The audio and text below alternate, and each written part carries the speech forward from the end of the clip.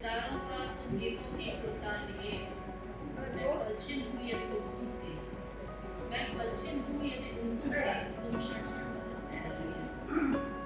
मैं नदियाँ जैसी धार लिए, मैं नदियाँ जैसी धार लिए, तो सागर हृदय विशाल लिए। मैं जेठ तपी सी दोपहरी, तुम शीतल मत मलिया लिए। मैं जेठ तपी सी दोपहरी, तुम शीतल मत मलिया लिए।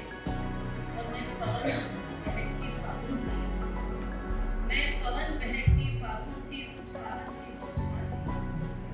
दर्द ही तो पाया है, दर्द पूरी लिखा है, दर्द मेरी आशा है, दर्द मेरे सपने हैं, जितने हैं जमाने में, दर्द मेरे अपने हैं, दर्द ही तो मंजिल है, दर्द ही तो राहें हैं, साथ मेरे चलता जो दर्द का ही साया है, दर्द ही तो लिखा है, दर्द ही तो आया, दर्द से रामायण दर्द में ही गीता है, दर्द से रामायण दर्द में ही गीता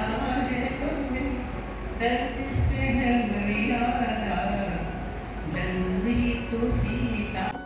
शाम हो गई, फैलाओ वह पीत गेरुआ वस्त्र, रजोगुण का वह अनुभव भाव। ये ज्येष्ठ नामक कविता से है। और उसकी और दो पंक्तियां कहूंगा कि मृत्यु में कृष्णा में अभिराम एक उपदेश, कर्म में जटिल कृष्ण निष्काम देव निशेष। ये भारतीय दर्शन के परिप्रेक्ष्य में। और तुलसीदास की दो पंक्तियां कि जिसके प्राण के भी ऊपर माया वह, जो जीव से सुघड़ सुनता। के छूटे सारे पनघट और छूटा अपना गाँव रे, छूटे सारे पनघट और छूटा अपना गाँव रे, मस्त दोपहरी खेत की छूटी और पीपल की छाँव रे, और पीपल की छाँव रे। गिल्ली डंडा कंचे पिट्ठू छूटे सारे खेल भी, गिल्ली डंडा कंचे पिट्ठू छूटे सारे खेल भी, एक दूजे के पीछे डब्बा बन के चलती रेल भी, एक दूजे के पीछे डब्बा बन के चलती रेल भी। संतरे की गोली छूटी जो थी दो आने की, संतरे की गोली छूटी जो थी दो आने की, बाबा सिखलाते थे कीमत दाने दाने की, बाबा सिखलाते थे कीमत दाने दाने की। साइकिल से गिर घुटने चलते,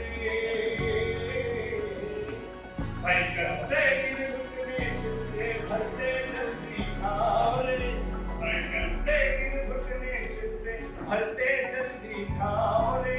मस्त दोपहरी खेत की छुट्टी और पीपल की छाँव, और पीपल की छाँव। आज का जो आयोजन है वो हमने 4 सत्रों में विभाजित किया है। उद्घाटन सत्र पे हमने निराला के साहित्य में व्यंग्य और निराला के साहित्य में संगीत के पक्षों को छुआ है कि निराला के संपूर्ण साहित्य में किस तरह से संगीत जो है वो सहज रूप से विद्यमान है, और उनकी जो भाषा है, उनकी जो शैली या जो उनका विचार पक्ष है वो सामाजिक कुरीतियों पर, सामाजिक गतिविधियों पर इस तरह से उभर के आता है कि पूरा का पूरा साहित्य में हमें कई कई जगहों पर व्यंग्य देखने को मिल जाता है। जैसे बिल्ली से बकरियाँ का उनका जो उपन्यास है तो एक तरह से पूरा ही व्यंग्य उपन्यास है। ऐसी कविताएँ, कुरवत्ता नाम की कविता है, दाग, ऐसी बहुत सारी कविताएँ जिसमें व्यंग्य आता है। संगीत की बात करें तो बहुत सारा रागों में उनकी रचनाएँ जो है वो निबद्ध है। इस पर संगीत पर विनय उपाध्याय जी ने बहुत विस्तार से बात की है। उनके व्यंग्य, निराला साहित्य में व्यंग्य पर सुरेश पटवा जी ने बहुत विस्तार से बताया है। और उद्घाटन के सत्र जो के जो अध्यक्ष थे हमारे बिल्केन अरोड़ा, वो उज्जैन से पधारे हैं, वरिष्ठ व्यंग्यकार हैं, साहित्यकार हैं। मुख्य अतिथि ऋषिकुमार मिश्रा जी थे, जिन्होंने व्यंग्य पर और व्यंजना शक्ति पर बहुत विस्तार से इस कार्यक्रम में बताया है। अगला सत्र हमारा कविता का था, जिसमें हमारे शहर के और बाहर से भी कई लोग आए हैं इस कार्यक्रम में। तो शहर के कुछ लोगों ने रचना पाठ किया कविताओं का।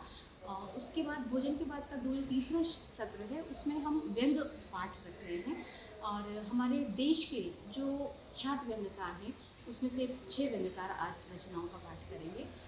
उसके बाद जो अंतिम सत्र है वो गज़ल का सत्र है और उसमें हमारे भोपाल शहर के कुछ नामी गज़लकार जो हैं उसकी अध्यक्षता डॉक्टर नुसरत मेहंदी, जो उर्दू अकादमी के निदेशक हैं, वो करेंगी।